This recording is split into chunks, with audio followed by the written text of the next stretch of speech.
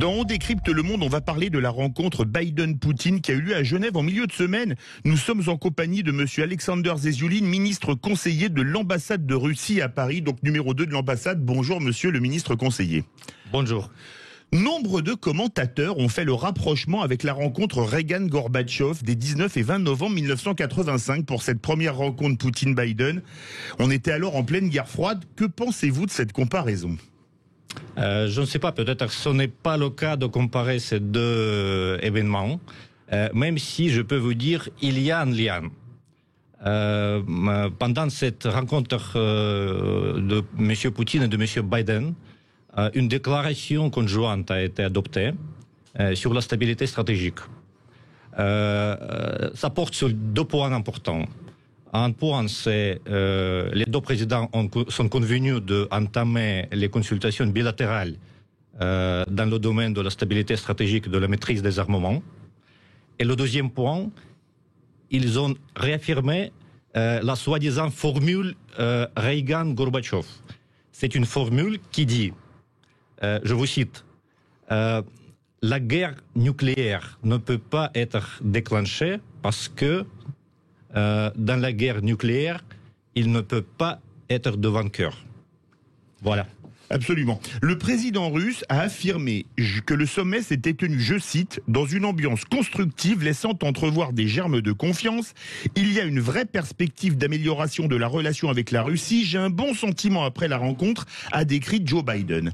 Est-ce que c'est du langage diplomatique ou un message qui décrit la pensée et les désirs des deux protagonistes ? Je peux seulement confirmer les mots de président, et surtout du président Poutine.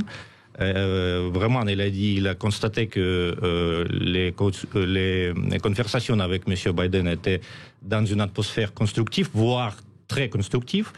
Et je peux vous signaler qu'il a utilisé une autre expression, parlant de la diplomatie. Il a dit la conversation s'est déroulée sans déviation diplomatique.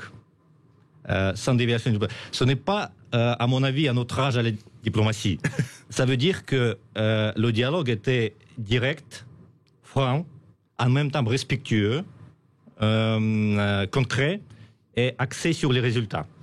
Alors justement, Vladimir Poutine a proposé d'aider en Afghanistan et sur la question de l'Iran. Quel peut être le jeu que peut jouer la Russie avec ces deux pays ? Il ne s'agit pas de l'aide, il s'agit des intérêts communs. C'est ce que les deux présidents ont discuté.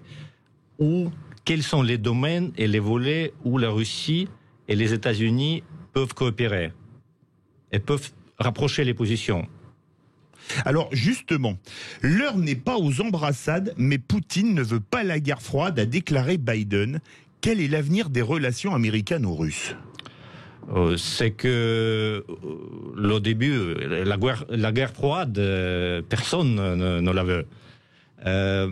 C'est que le début, un bon début, mais les mots ont été prononcés, les intentions ont été affichées, c'est un bon signal, mais maintenant on est arrivé aux actes. Il faut voir les actes et les faits. Et ça, ce qui compte. Justement, vous êtes un éminent diplomate, vous êtes ministre conseiller de l'ambassade de Russie à Paris.